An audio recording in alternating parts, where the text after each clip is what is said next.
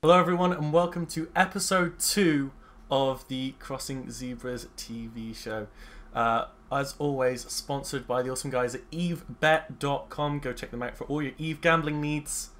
For now, let's introduce who we have on the show today. I, of course, am your host, Apothne from Pandemic Legion.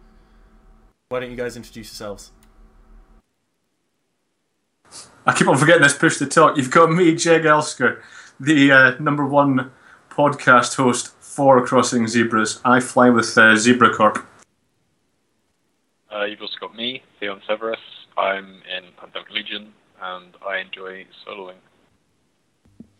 Yeah, I'm FistyMcBumBadier. I am I'm a pilot in Turn Left and the Camel Empire, and I'm the official diplomat. Cool. So, start with, what have you guys done in Eve this week? What have you been up to? Do you want me to start? I haven't done anything. I logged in today for the first time in like a month. I'll go ahead and go.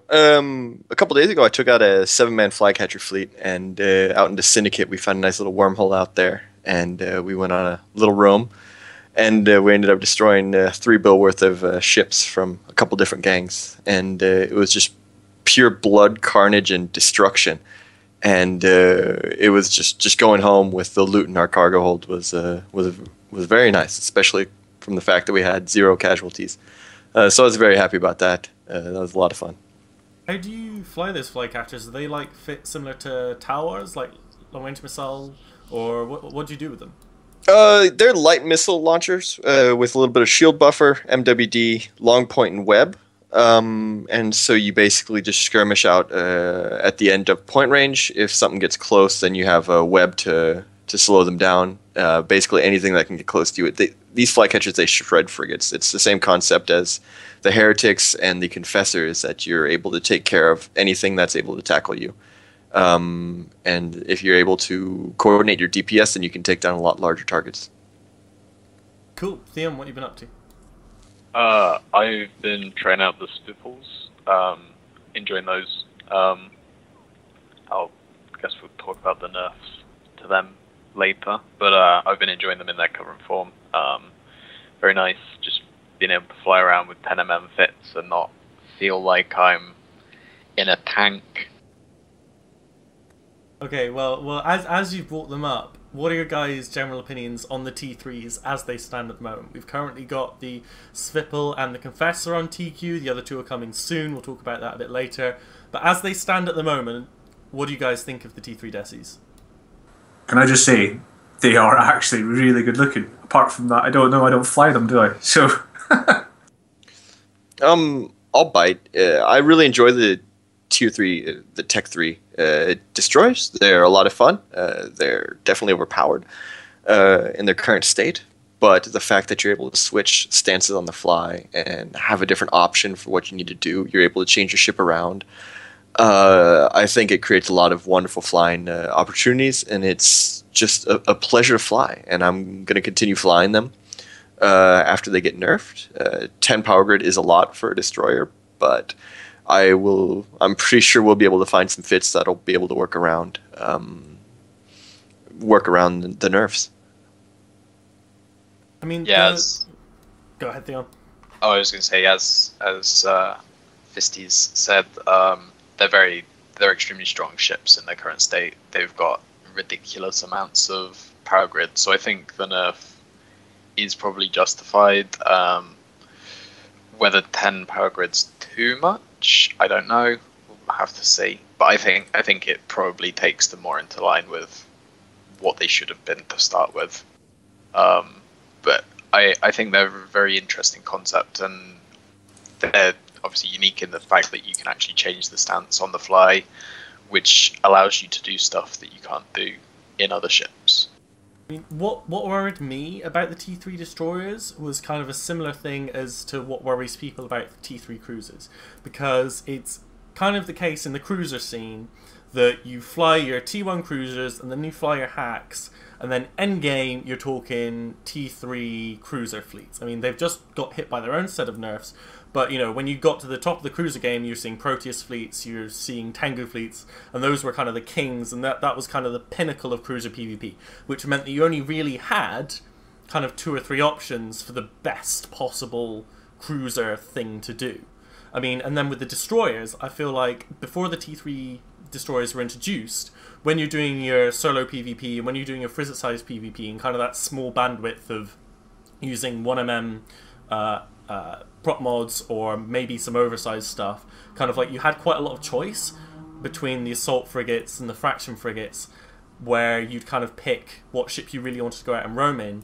Whereas nowadays you're kind of seeing pretty much predominantly Swiftles and then some Confessors as the go-to ship and the only go-to ship for your top end of small PvP. I mean, would you agree with that? Do you think that's a problem?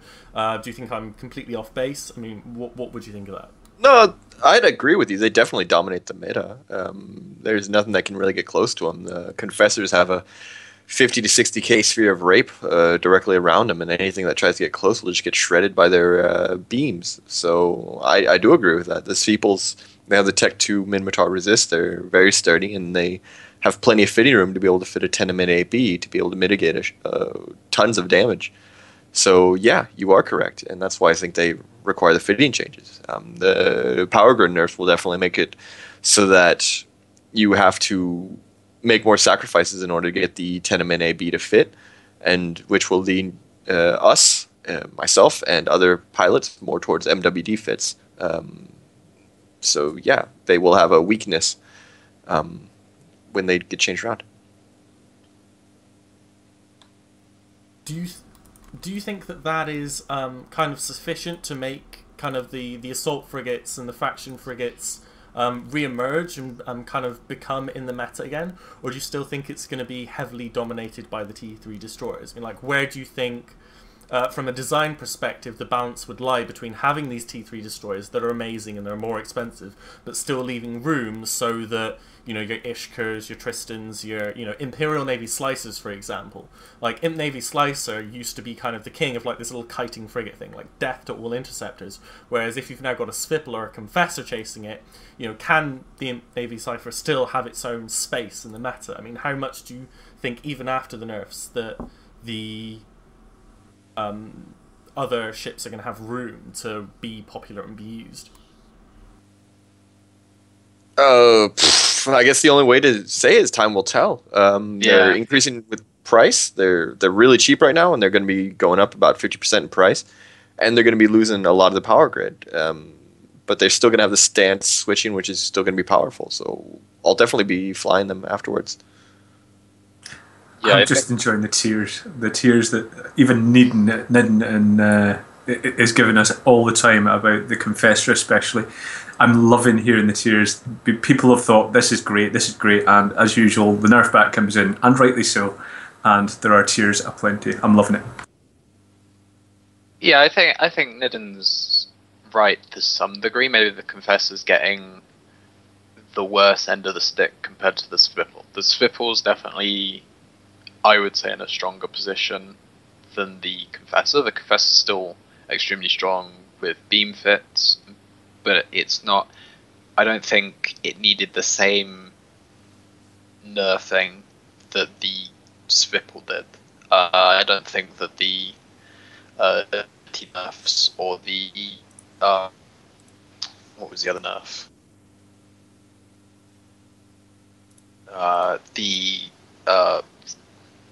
The shield and capacitor recharge rates nerf was necessarily needed on these Confessor. Yeah, so quickly to burn through the changes, the Confessor is losing 9 power grid, it's losing 30 max velocity, it's losing actually some mass. The Confessor is losing 200,000 kilograms of mass. It's getting more shield recharge time, it's gaining inertia, and the cap recharge time is going up by 20 seconds, which is just under 10%. The Svipul is losing 10 power grid, as we said, losing 20 max velocity down to 270. Shield recharge time, as you said, is going up, and then it's getting a little more cap recharge time as well. They're also, all of them are gaining some material bonuses. And we've seen kind of the markets fluctuate with regards to how much they're going to cost and people speculating on that. So I personally definitely agree with you guys in that they were too strong and probably too cheap as well compared to the other stuff. So seeing this come through, I'm really hoping that we kind of get rid of this just kind of Svipul fleets everywhere. Because, I mean, for a time, when the Inti rebalances were done, all you saw, as far as I could tell, were those crow fleets. If you remember Murder Fleet, or whatever people called it, just the light missile crows rolling around, getting everything. And it was just hell, because it could tackle you, you couldn't really hit it, and the CCP came in the nerfs. And this time, I think CCP have come in with the nerfs a lot faster. I also think it's really cool that they've come in with them now rather than delaying it by a couple months, because we're starting in the run-up to AT as well. And if these nerfs hadn't gone in, can you imagine how strong these T3s would have been for tournament setting? Yeah, we use them, and we use them quite a lot when training for the Worlds Collide tournament. And they were we at least used the Confessor, and that was very powerful. Heretics and Flycatchers, they're all very powerful because they just absolutely melt. Fast tackle, they melt frigates just instantly. It's just like poof, you're gone. So having another tool in the toolbox is a wonderful thing. We still will use these in a tournament setting though. They're very powerful, and the price points, if the price points are right, we will use them. Like even with a 1 MWD fit, they're still going to be good. I've been looking at some fits now, and you still will be able to 10-man ABE fit them, and they still will be good. I'll still be flying my Confessor. Like, there's a reason I'm called the Confessor Professor. It's because it's probably one of my favorite ships, and I'm the one that flies it the most in my corp. What do you think, Theon? Yeah, I mean, I can't disagree. There's even with the nerfs, they're still extremely strong ships. There's nothing else that can be as versatile, and even if you're not doing a 10-man fit, you're still going to get the same damage application platform that it is now. That's not something that's changing with this nerf. So they're still going to be extremely strong. And you're still going to be able to do stuff like you saw in the Worlds Collide tournament, where the Confessor was able to just volley off the Chinese team's frigates without really any concern. I think that you saw in the tournament that there's only skills needed to fly them in a tournament setting, because obviously you've got to get the practice for switching your modes quickly when someone's decided to aggro on you. I think one of the Confessors for the Camel team died because it wasn't able to switch out of tracking mode fast enough, whereas the other one was able to switch out, and you were able to see how easily it was able to tank in comparison. And I don't think there's another ship of its class that would be that could fill that role. I think what CCP will probably do to balance them in a tournament setting is just increase the points that it costs to field them.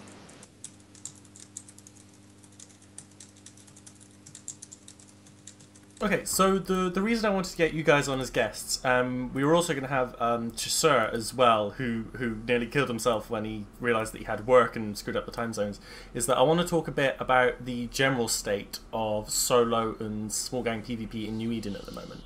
Obviously the T3s have had a huge effect on that. They've added this great new tool for solo and small gang players, and micro gang as well, which is a term that's starting to be bandied around as kind of the gap between what is considered small gang increases, according to certain bloggers or whoever you want to blame that on.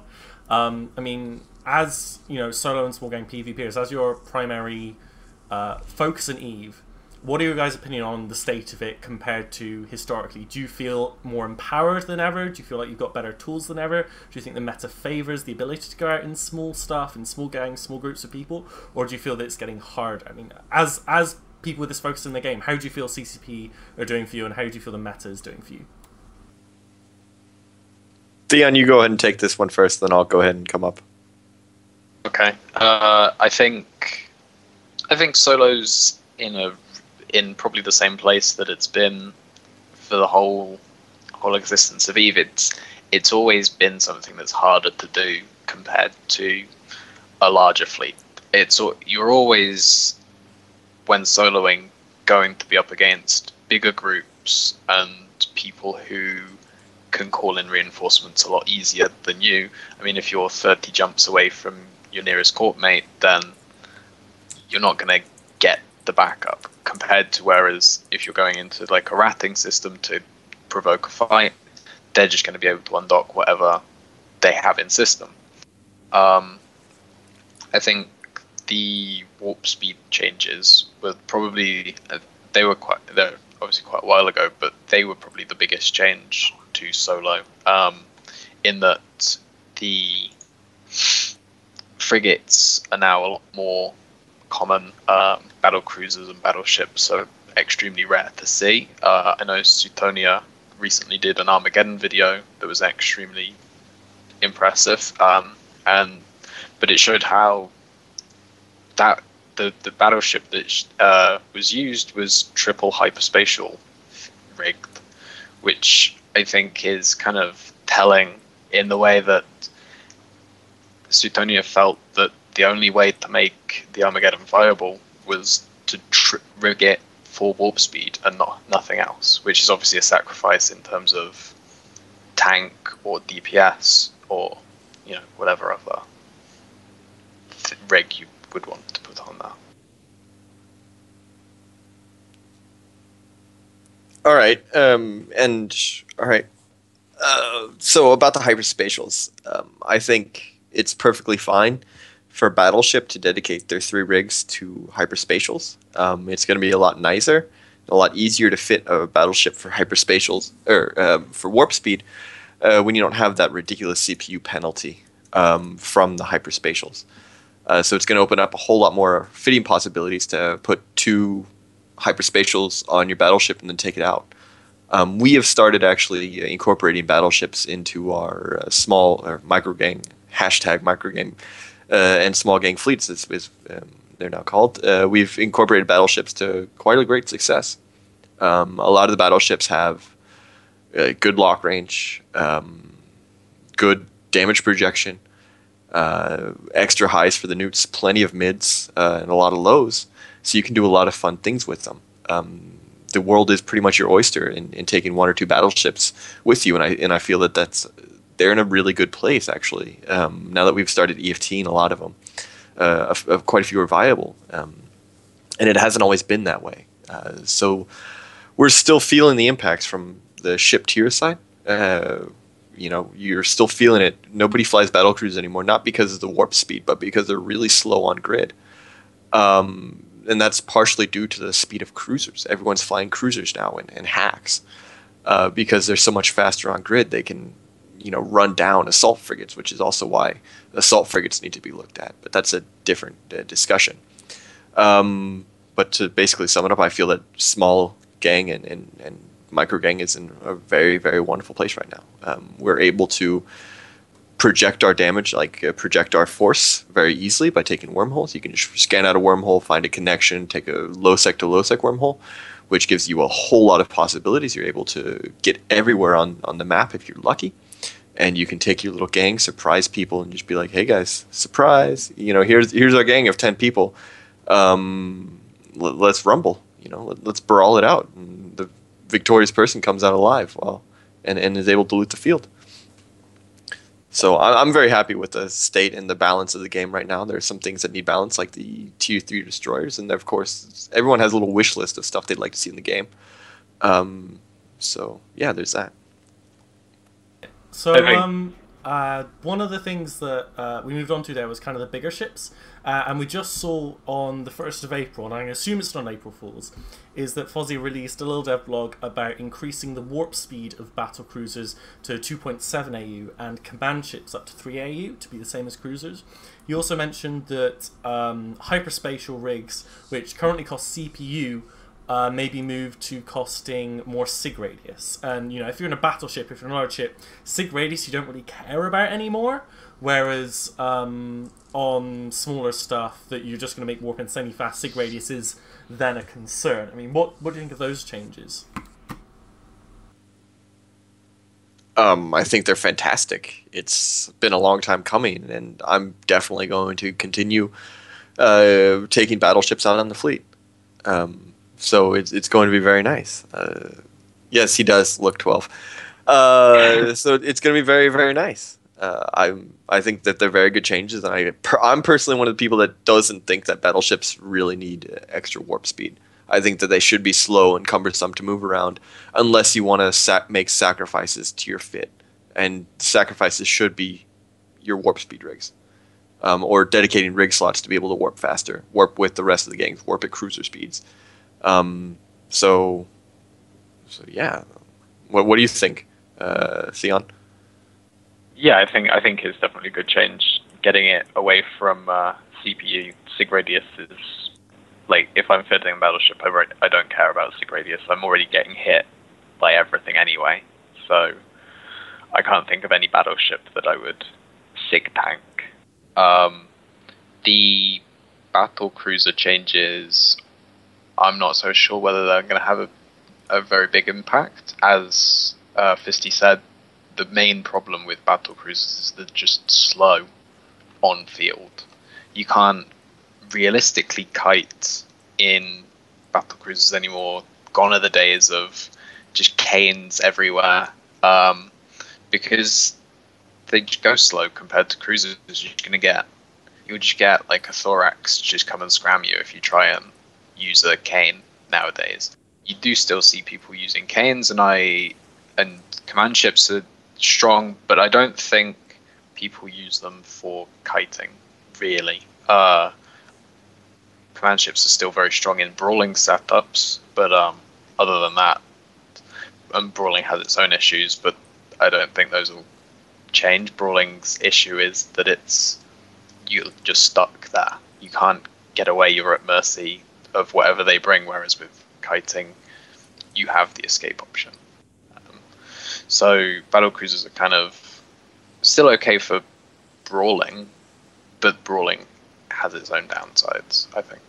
One of the modules I really, really like, I mean, when I go out in solo, I really like battle cruisers and battleships rather than small frigates. Like, I really like kind of a brawling setup and then just having a lot of modules to micromanage. Like, I flew Myrmidons for ages because they're just wonderful, wonderful ships.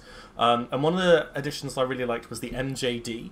And whereas before, with kind of a brawling battlecruiser or a brawling battleship, you kind of had to deal with the fact that you can have a frigate flying around you at 20k, pointing you, and there was, in a lot of cases, bugger all you could do about it. Whereas now, with an MJD, you can go scram web MJD, everything in scram range can get hazed, and then when you go, okay, my tank's failing, I need to get out, or if someone's just troll pointing you, you can then MJD and warp off to safety. I mean, they fairly recently, added MJDs to battle cruisers. Do you think that's a big help, or does it not really make much of a difference? Yeah, I think it's a help. I think they're fit. I think that the fitting requirements are pretty good for them. I think they cost the same as an MWD, unless I'm mistaken. And I've seen them being used on kind of like kitey battle cruisers. And it's a very good way of being able to escape before you get scrammed. Like, you can see a frigate coming in that's about to scram you, turn on your MJD. But that's other than that, obviously raw setups can't really use them, because if you're scrammed, you can't use your MJD. So yeah, I mean, I think they're fine as they are.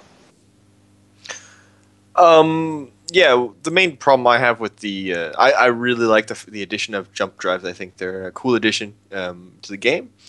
The only problem I have with having them on battle cruisers is that they, move you instantly 100 kilometers, and in order to get your battle cruiser to lock over 100 kilometers, you have to make other sacrifices in your fit. So it's kind of, I don't know, it just feels like it was an afterthought. It feels like, hey, we're going to balance battle cruisers and add micro jump drives to battleships, and they were very big success on battleships. And then after that, it was kind of like, oh, hey, should we maybe add them to battle cruisers as well? Yeah, sure, why not? Let's do it. So it just doesn't feel like they were really balanced around the MJD. One thing I think, because you can only use them to really escape to escape a fight, or then they can't really be used that effectively to force an engagement. And as you said, Apothne, they're mostly like a lot of the battle cruisers are fit for brawling. They are really good brawlers. You get up in close and you're able to outrep DPS and just newt them to hell if you really want to, because a lot of them have extra highs. But I don't know. I feel that they'd be in a better place if the medium micro jump drives, for example, warped you 50 kilometers and had a warm up or a cooldown of a minute instead, so that you could use them to actually reposition on the field while still being able to apply damage. So let's take the Drake, for example. It has a lock range of 75. If you were able to lock a target and then MJD 50 kilometers onto it, I think that would open up a lot more possibilities for an MJD Drake. So that's my opinion on the MJDs on battlecruisers. I love them on battleships, and I don't fly any battleships without an MJD, just because they're really, really handy a lot of the time, and it's really changed up the meta of interceptors. We don't fly any interceptors anymore with just long point. You have to have a scram now, just in case you run across a marauder or a battleship or a battlecruiser, just for the fear of them having MJD. So you actually have to get in close and scram them if you want to be able to hold on to them and make sure that you hold on to them. And I like it as a whole, but I think that it's more of an afterthought. So are you saying MGDs could have something like a toggle? So in the same way that you can set warp distances in the right-click menu, could you set like a 50-kilometer jump, 100-kilometer jump, or something like that? Or do you think that's too pernickety? Sure. If CCP really feels like doing that, that would be a decent idea. Because right now they're only really used for escaping. Because their lock speed's pretty slow. Maybe what they could do is have them scripted, and you could have like, I don't know, a 50-kilometer script, or maybe have like two scripts, like a long-range script and like a shorter-range script, and then have like the unscripted module as is.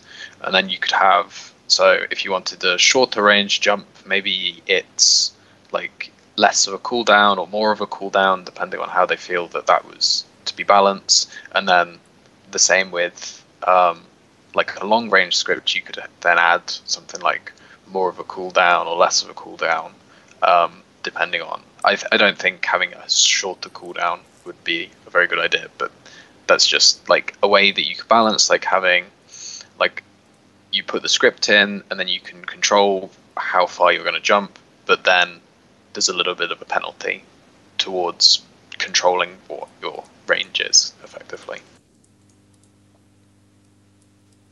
Okay, cool. So, I just screwed everything up. There we go. It's all fixed. Sorry.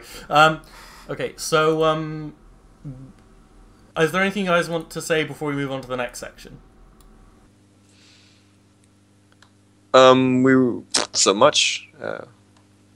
Okay, cool. Because as you know, the next thing I want to talk about is enticing new players who are interested in trying solo and microgang PvP into getting there and kind of helping them set up. Because as Theon said at the very beginning, it can be a very difficult role to play in EVE. It's very difficult to get a hand of, and solo players and microgang players tend to be less. I would say they tend, in inverted commas, to be less social, because if you're looking to learn how to be an F1 monkey in a large fleet, you can join an alliance of 1,000 people who are doing the same thing.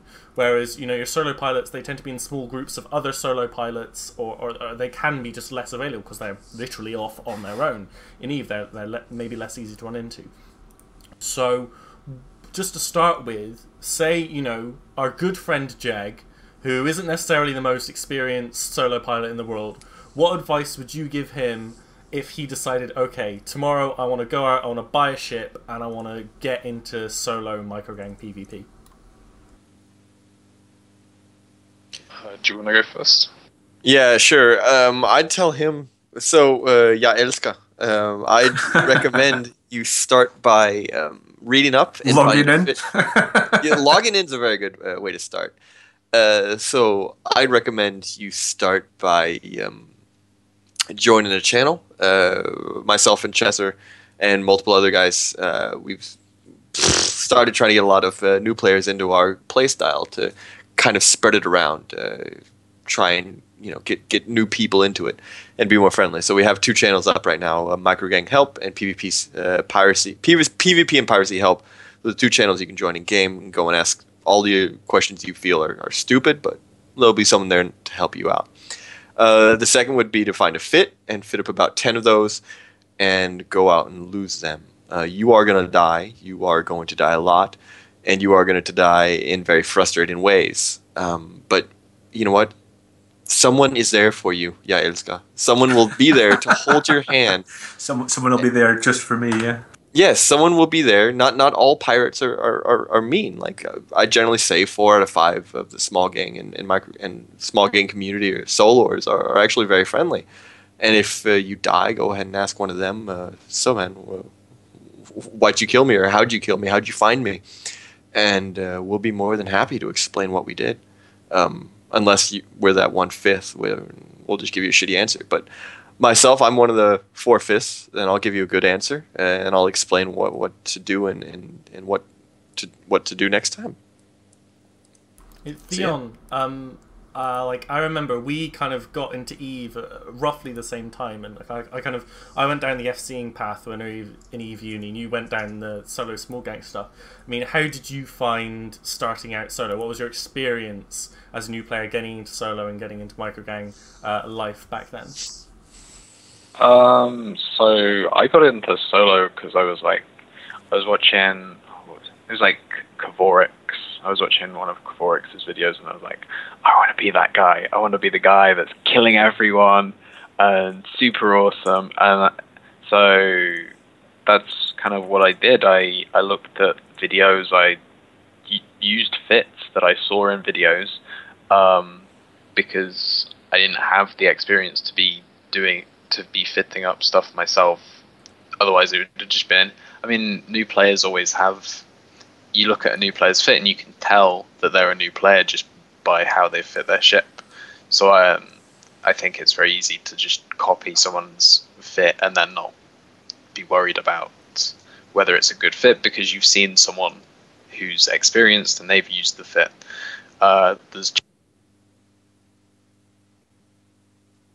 Theon, we lost you, buddy. Oh, sorry. Where did I cut off? You were talking about fits and where to find fits. Oh, okay. So yeah, there's channels like the YouTube channels like Eve is Easy. I believe Sutonia is currently making videos on that channel, and showing how to use the fits, which is a very easy way of like learning because you can look at the video and be like, okay, that's the fit, and then those are the fights that I kind of want to be taking, and then you don't really have to be worrying about, oh, is my fit good or something like that. No one's going to laugh at you if you come into a channel like Bringing Solo Back or one of the channels that Fisty and Chester have set up, and you've lost one of those ships and you're like, what could I do better? No one's going to be like, change your fit, that will be the start. No one's going to say that if you've got one that looks normal. Whereas if, I don't know, if you're a new player and you're just kind of undocking, then people might be like, start with your fit, because that's kind of where it all really comes from. Having advice from older players is just like the biggest benefit. And if you want to get into solo, just ask people who you see soloing either in your corp or in your alliance, or in channels that are dedicated towards solo community. People want you to get into the community. They want you to be out there. They want more people doing it, because then that's more people playing the way we really enjoy. And I don't think anyone's going to say, well, I mean, I wouldn't say that, but... So, right, I'm obviously a null-set grunt when I log in. I'm obviously in the CFC, so it is really F1 commando for me. What's going to be the biggest barrier for me to get into solo PvP? Ooh, I got this. So, you're what we refer endearingly to as an F1 monkey because you click approach and you press F1 when you lock up the broadcast, right? You're F1 monkey. Like a trained monkey could do it. All modules on, all modules overheated, and we'll just see what happens. That's what we do. Yeah. Yeah, Elsker, but you're an F1 monkey, right? So don't take it offensively. Don't take it personally. Right? I'm never going to get the end of that, am I? No, you're not.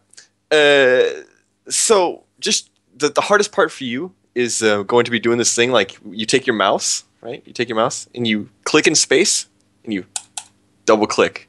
And then you're able to move around space and fly your ship manually. That's probably going to be the hardest thing for you. But it's actually a lot of fun. I don't get it. How does that work? How does it work? Yeah, you just have to double click it furiously, just all over the place, and you're just going to spiral off. How do you do that with an anchor? You have to be undocked. You have to be undocked for it to work, though. Oh yeah, you have to be logged in first. You have to log in, undock, and then double click in space. And undocked. Yeah. And another trick is you press Control and then you left click on a ship on your overview. And then you just move your hand across your keyboard. You move your hand across your keyboard. Left click on the big red crosses, yeah? Yeah.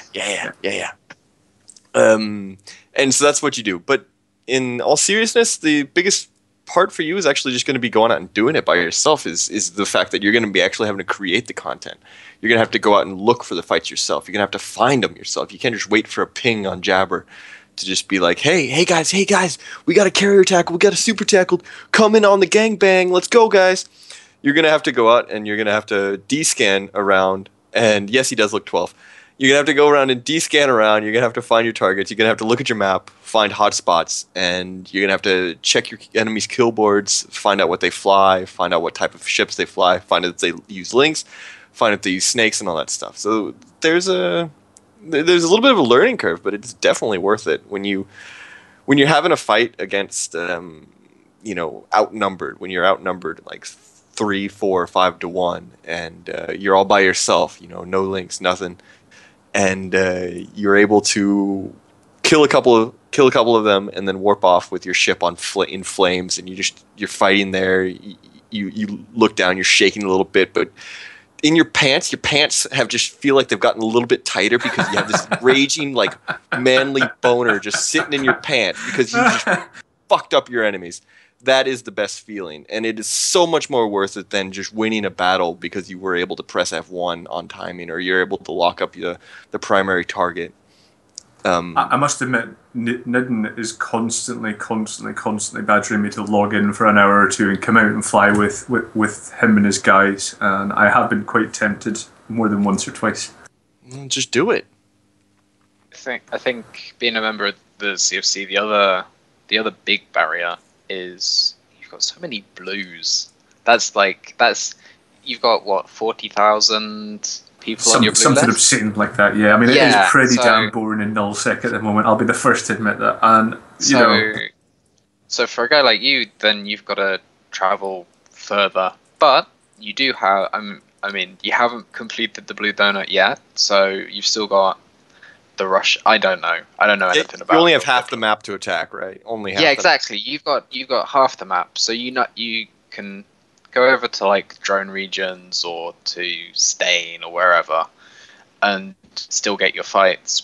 But the downside for you is that half of Eve is blue, and I'll be honest, CFC ratting areas are great places to try and get fights because generally speaking, if you go to like a ratting area, you might provoke the home defense fleet, but it's not necessarily going to be like a 200-man gang that's undocked from the system because generally you guys like your PvE rather than your PvP, so it'll be like 5 to 10 guys who undock instead of everyone. Okay, so through the magic of the internet, XSplit, and a little prior planning, we have 2 fits to share for people who may be interested in getting into solo PvP. Super cheap fits, super low skill points. Just to give an idea, we're going to talk about it now, so prepare for some magic screen changing where everything moves around. Drum roll, because it's going to go all wrong, isn't it? I'm not going to carry that on. I don't know, you sound like a cat. Whoa, okay, hey, it approximately worked. So the first fit we have is this beautiful little kestrel that Fisty has given us. Fisty, why don't you walk us through the fittings, why you've put the modules on this ship, and how it's designed to fight? Yeah, let me open it up on EFT. Stand by. I'm opening it up now. It's the Meta 1 light missile launcher kestrel. So yeah, that's the fit that I linked to you because I don't know. When you fly in solo and in small fleets, your ships are generally a little bit different fit, right? When you're in fleet, you want a little bit of more engagement, and you want the engagement range. And I feel that this kestrel for a new player, even though the damage does not look like a lot, it packs a big punch for its ability, and is, in my opinion, one of the best T1 frigates for combat, for medium range warfare. So this fit, it can be flown solo, and it can also be flown in a small fleet of 3, 4, or 5 pilots, and you're able to alpha stuff off the field. It has everything a ship needs. It has an MWD.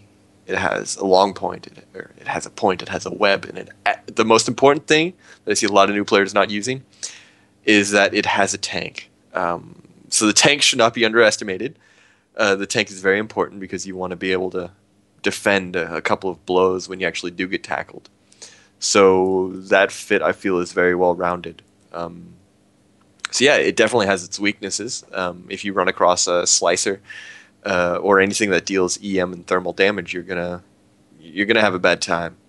But if you pick your fights properly, you can get them. Like, this thing can kill interceptors and all that good stuff. So I highly recommend it. I just realised that for some reason the EFT import put standard ammo in the charges. Or always use faction ammo, friends. Always use faction ammo unless you have a reason to use T2.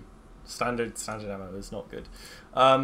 So I mean, with this fit, it's this nice little cutting fit. I mean, how many should like a first time solo buy? Do you reckon you should just buy a big stack of them, or just buy them one at a time? And like, where do you think you need to bear in mind, as a newbie, we're talking about me, and I've got unlimited disc. How many of these should I have?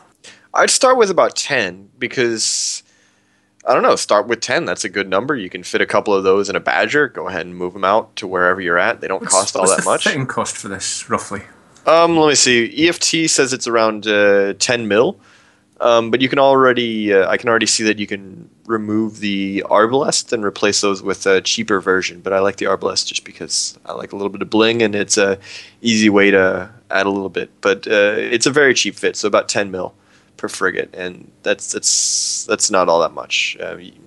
If you take it down, you can make it even cheaper to about 2 mil. But the missile launchers are the ones costing you a lot of the ISK. So yeah, just fit out 10 of those, go and lose them all, and report back with the results. I'd actually love to see if you're able to get anything with it. Another thing I'd recommend is there are plenty of videos out there of people actually using this fit. One is on Eve is Easy, and you can definitely see it. It still works. It's not the best fit, but it works for new players. It has ample fitting space, and it's fast enough to do a lot of cool stuff. So Fisty, walk me through how you start a fight with this kestrel. I mean, because I know that a problem I had when I started trying to solo is that regardless of my fit, regardless of what I was doing, I would just try to warp as close to 0 as possible, then burn in as fast as possible, regardless of how I fit and regardless of what I was trying to do. So with this kestrel, okay. like I see a guy in a faction warfare plex, or he's on a gate, or I've jumped into him. How do I start the engagement so that I'm not immediately screwed? Okay. The number one rule with the kiting ship is you never ever warp to 0 unless it's to a gate that's not bubbled. You always want to warp in at range, so I'd recommend 20-30 kilometers warp in distance. You want to warp in at range mostly because you have 60 kilometers engagement envelope, so your missiles can be projected out to 60 kilometers. If you have max skills, it's a little bit less if you don't, but use EFT and load in your character to figure out how far you can shoot. But with max skills, you have 63 kilometers engagement envelope, and that's a really, really good for frigates. So you can, even though it doesn't deal that much DPS, you warp in 20, you get point, and then you just try and get transversal against them if they're long range, and if they're short range, then you just try and keep range from them. What's the dodges then? What's the things you should avoid doing in something like this? Warping at 0. Is that it? Well, I'd also recommend staying away from. You can't really brawl, so I'd look and try and. You can brawl stuff like at the very end, but you can take out interceptors very easily with this fit. But I don't know. That's a tough question. What do you not want to do? There are a lot of things you don't want to do in a ship. Die in a fire for a start, yeah. Yeah, so you don't want to warp to you don't want to be warping to 0 in a system where Santo Traficante is, because you're just going to get smart bombed and you can have a bad time. You want to descan. You always want to descan, figure out what's there. You warp in at range. You figure out, for example, if we're in faction warfare, you warp to a novice at around 20 or 30. What's this descan you talk of? I don't understand. Okay. So all right. Are we undocked or are we still docked up? Yeah, let's go. No. I'll be undocked. I'll be undocked in this fit. All right. So you undock and you have your descan, and you can think of your descan similar to a sonar that sperm whales or bats use. That's a good analogy, is because it sends out a little. Really? Okay. Sperm whales sperm whales use sonar. You didn't know that? Didn't actually know. That's how sperm whales actually find the giant squid underneath in the ocean depths. Anyways, that's a different question. So think of the descan as a tool. It's like a sonar. You scan around. You can set it to 360 degrees, or you can focus it down in one direction. So you want to try and find a novice plex, and you can see what's in there.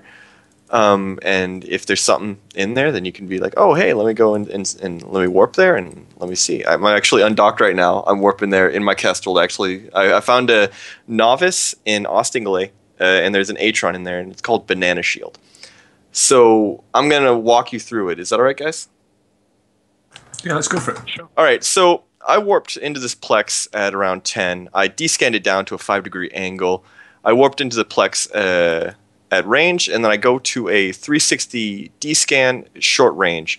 And so I can descan, see that there's an Atron in there. This guy's an Ostingale, so he's most likely linked. That means he has an extra scram range. So I'm going to activate the gate, find an alignment point out. I'm going to overheat my afterburn. I'm going to overheat my MWD and my weapons, and I'm going to get ready to overheat and align out. So he's sitting at range. He's about 30k off me, so I'm going to burn towards him, try and get point. I got point. And now you just start DPSing him. So he's trying to keep range. So I'm going to stop overheating everything. Oh, sorry, and I got to overheat again. We took this TV show and turned it into a radio show. So yeah, I'm chasing him down. I'm chasing down this Atron. Yeah, sorry about this, guys. I'm actually getting this guy. Yeah, get him! Live, and we can't see it, man. Where's the action? It's happening in Ostingale.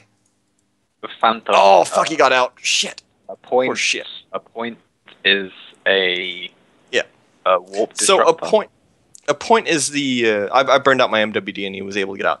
So you want to try and keep range with your target. You want to try and always keep point on him. And you want to overheat your weapons to deal maximum damage to them. In this case, my guy got out in about 5% structure, which was kind of sad for me. I'm a little disappointed about that, but that happens. And sorry for turning it into a radio show, but I had to go and see my kids. That's cool, dude. Yeah, that's cool. The only way that could have been better if we saw a kill meal. So, as you talked us through it, do you think you would have done anything differently in the engagement, or are you pretty happy with how it went, just unlucky that he got away? So what I would have done if I wasn't trying to talk at the same time is I would have checked my logs and messages, and I would have seen that he was using rails on me. He was sitting out at range, and he was using rails on me. So I would have just burned in directly towards him to try and get my web on him so that I'd be able to apply even more damage to him. That's what I would have done differently if I went back in. And so what I'd also recommend to the new players is that if you have a recording software, go ahead and record yourself playing and go and look back at it and just analyze every single thing that you did. Because even me, I don't think I'm the best PvPer, but I'm a decent PvPer. I can get kills. When I go back and I look back at the stuff that I do and the way that I fly, it's really painful. It's really painful, and you see all the mistakes that you've done, and you actually learn a lot by watching yourself play. I'm glad that I'm not the only one who thinks that. I constantly watch Fraps back, and I'm like, oh my god, why did I do that? Yeah, like with that Atron, I realized that he was rails, and my light missiles did a lot more DPS to him, and because I was before I went in, I loaded explosive missiles so that I deal to the Atron's weakness. So Atrons generally, in a lot of Galente ships, they have a weakness to explosive damage if they're armor tanked. And so I was taking a bet that he would be armor tanked because you don't see a lot of shield Atrons out there. So that's why I didn't load EM damage. So I had explosive damage loaded, and so yeah, you want to do that. Okay, so but it is very painful, as Theon said, and you're going to hate yourself watching it, but that's the best way to learn. Yeah, I totally agree. And you will get more experience as you fly. I did it again. In terms of what ships do what. Like this is also something that FCs go through, and I can speak to in that. When I started FCing, and I used to actually roam around just duos with Theon, that was super fun, is that when you start out, you have no idea what any ship does, but if you die to every ship in the game enough times, you roughly learn how they operate. So by that point, you can learn that, the armor tank ships are slight explosive hull, or they might be fit this way, or they might be fit that way. And just raw experience that'll really teach you how ships are likely to be flown. And you can also intuit certain things just by looking at the hull, what its bonuses are. Like, say you're fighting a ship with a bonus to, like say you're fighting the Myrmidon and you're solo. The Myrmidon has an amazing local tank bonus. So odds are it's going to be armor tanked with 2 or 3 rappers, one of which may be ancillary, right? So you know that, okay, so given that's the case, maybe newts are going to be strong at him. It's a drone boat. I'm likely seeing drones. Do I want to kill the drones? So you can make those decisions before you go in. But yeah, we've had this gorgeous little starting kiting kestrel fit. We're going to move on to a slightly different fit that Theon has given us, which is a rifter. So Theon, take us through this rifter fit. Yeah, sure. So I've gone with a different way. This is a brawling rifter.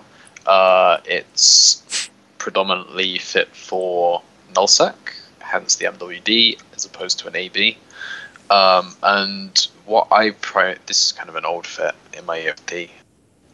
The updated version should have an ancillary armor wrapper instead of Tech 2 or Meta version. If you're a newer player, then you should obviously use the highest level modules that you can use that aren't cost prohibitive. A lot of things, for example, the damage control, the Meta 3, Meta 4 damage controls are extremely expensive, especially for a newer player. And same with the Meta 4 autocannons and possibly the Meta 4 gyro stabilizer, if I remember correctly. Other than that, the fit should be just the same. You'll do a little bit less DPS. And what I used this fit for, and what you can still use this fit for, is catching interceptors, and it's great for that. People look at rifters and they don't really see a particularly strong frigate, because realistically it's not the strongest frigate compared to basically anything. They used to be the king of the frigates, and now they're kind of okay. But people come in and take a fight that they possibly shouldn't take, because the newt really helps to mitigate damage from blaster boats. You can just newt them out. Your autocannons aren't using any cap, and if you newt them out, then you don't need to be using your ramp. The downside is obviously if you nuke them out, you don't have any cap, so it's a little bit of a step up in terms of difficulty from the Kestrel, I would say. And I really like using this to separate gangs and then just kill their interceptors and then run away. That's what I used this for when I was flying stuff like this, and still do. It's very fun to just kill an interceptor and then run away from the rest of a 10-man fleet as they try and catch up to you. So you mentioned kind of this local tank. We had a local tank in Theon's fit, and we got a buffer tank in Fisty's fit. What do you guys think are the advantages and disadvantages of active versus local tank? I mean, what ships, what situations would you choose one over the other? Yeah, I'll start. I recommend to newbies that you generally start out with passive tank. You start out with buffer. One, because active tank requires more skills. Two, active tank requires more situational awareness and more actually clicking your modules, and it benefits a lot from drugs. Benefits a lot more from drugs, overheat, and links. While buffer fits, they're generally a little bit more flexible and just a little bit more stable, and you're positive that you have that buffer there. And so I generally always recommend passive fits for newbies. So I was checking on EFT, I was checking out Theon's fit, and that was like, what, 18 seconds a cap on the Rifter with everything running. Of course, you're never going to be running like the Newt and the MWD at the same time, but you know, the new players are generally really hungry for capacitor. And so it's going to be really hard having actually a fit without having to gimp it by having a cap booster on there. So I generally always recommend buffer fits to new players. Okay, yeah, I've got one for you then. I'm about 110-ish million SP. Never done solo PvP before. Mm-hmm. ISK isn't really an issue for me, thanks to EveBet, of course. Thank you, EveBet. What should I fly? What do you want to fly? Well, I don't know. I'm completely new to solo PvP, so what's easy to fly that requires not too much thought that's going to give me some fun? What race do you think is the coolest? What race do you think has the coolest lore? Is it Kaldari, Galente, Minmatar? Which one? Lore. What's lore? Or which one looks the coolest? Which one has the coolest looking ships? I think some of the pirate factions are cooler, aren't they? I agree, but I wouldn't recommend starting with a pirate faction. So which pirate faction ship do you want to get into? Why not? Let's What's go your for dream pirate faction? Let's go for a dram. Let's go for a dram. dram. A Dramiel? You really haven't played this game in a long time. But okay. There you go. We'll use a Dramiel. So the Dramiel, it's Kaldari. It's Minmatar and it's Galente. So the Atron is probably not the Atron. The Rifter is probably a good one, or the Slasher. The Slasher is a decent fit to use, especially if you want to get into it. So there are two options you can go. You can go 1MN AB Scram Web with a shield buffer and a Newt, and then fit autocannons in there with the damage control at the low and a gyro stab. So you should be able to do some decent amount of damage while being able to nuke out your enemy and still having enough buffer to hopefully hold them down. What the Slash has going for it is it's fast as shit. And it also has 4 mids, which is a lot for frigate. So it's fast and has 4 mids. So you have a lot of opportunities there. You have a lot of options there in what you want to do. So yeah, I'd recommend for the Slasher. Should I find out a fit for you, James? Go on, find me a Slasher then. I'm all in for that. If we can do this live, I can make it on the screen. We can make this happen, boys. This is asking for disaster, isn't it? I'll link it in. In the Twitch channel, but So I'm going to fit a micro warp drive on there because you suck and you're not able to use a mic. I've got infinite skills and infinite money, so money's not an issue. I don't mind losing it. Yeah, but I'm not going to suggest you start out with an expensive ship. That's silly. Come on. Or do you want to start with something like retardedly expensive? Do you want a 200 let's look at what for people idiots. for people like me, I love it if you fly a really expensive ship and then lose it, because then it makes me feel good that I've just killed someone in a 500 mil frigate.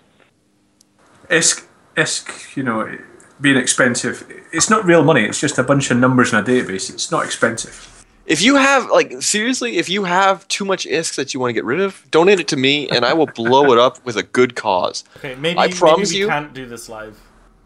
I promise you that I will find something to kill with that fit, and I will send it to a good home. But you have max skills, so I am going to go ahead and there's nothing subcapital I can't fly.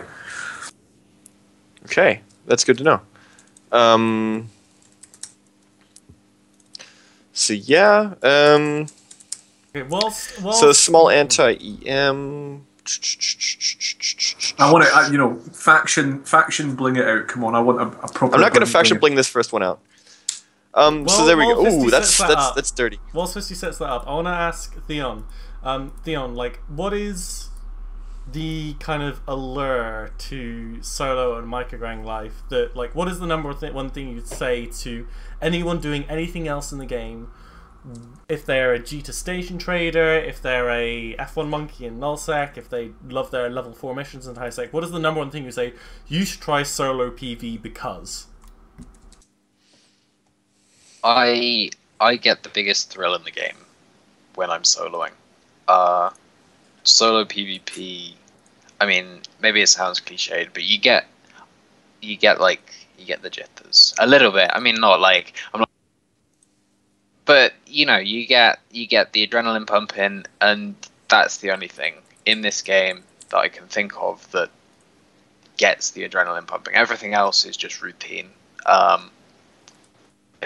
And solo PvP is kind of interesting because I can go for a roam and I can spend an hour going gate to gate, not finding anything, doing D-scanning, trying to find someone to kill, and then I finally find a fight, and then it's like 2 or 3 minutes of just adrenaline, and then it's over. And then you go back and fit another ship and spend like another 2 hours trying to find another fight.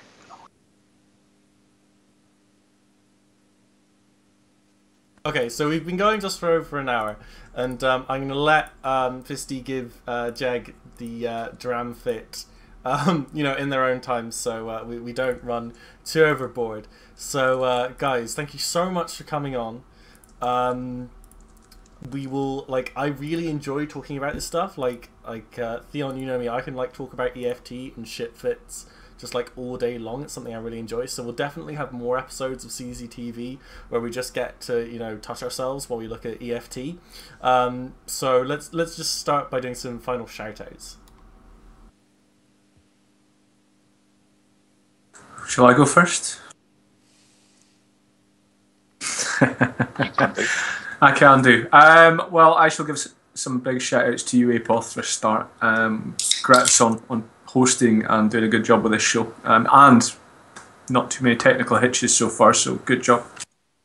My second shout out goes to all the rest of the staff at Crossing Zebras, EveBet, our sponsors, and of course Zebra Corp, my corp, best corp. On you go. Me? Yeah, I'd like to give a shout out to Leokokim and Mining Industry Exile Foundation. They are Turn Left Training Corp. So if you are interested in joining us and getting into small gang and micro gang PvP, go ahead and send him an Eve mail in game, and he will be more than glad to have a nice long conversation with you and see if you're up for joining in our training corp. And yes, he does look 12. Thomas, your mother should be very proud of you. She has good genes, and she made a big young boy that has the eternal baby face. So she should be very happy. But yeah, those are my final shoutouts. Yeah. Yep. I'll give a shout out to Eve Uni. That's where I started in the game. I think that it's one of the best places to start as a very new player. And I'll also give a shout out to Waffles as that was my next corp, and they're also a very great place to be for a small gang. I'd also give a shout out to the channel Bringing Solo Back. That's where I get most of my advice, and also to Kavorix, who was my inspiration to get into PvP, although I don't think he's... Fuck your current Corporate Alliance, right? Like, screw those guys. Like, everywhere you used to be is great. These guys... because Sniggwaffe and PL are super well known for solo and small gang. But yeah, I love Snig, so I'm not gonna... Okay, well, as always, I must thank the awesome guys at evebet.com for their continued support of everything we do at Crossing Zebras. They're amazing. You should totally check them out. My shout-outs obviously go to Theon, Jeg, and Fisty for coming on today.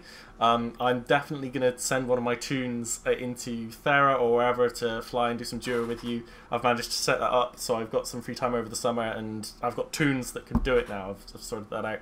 But yeah, Jag, am I contractually obliged to thank anyone else?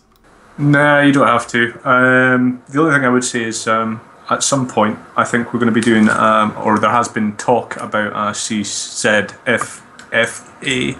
I don't know when, nothing's been confirmed yet, but if you keep an eye out on CrossingZebras.com, some news will happen at some point in the next few weeks. CZ what?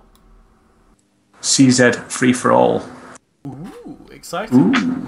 But yeah, thank you all indeed for watching. If you have any ideas for what you'd like the next CZTV to be on, or future episodes to be on, anyone you know that would love to guest that's got an interesting view on Eve that we'd like to talk about, preferably somebody that can say more than me. Feel free to hit me up on Twitter or in game or whatever.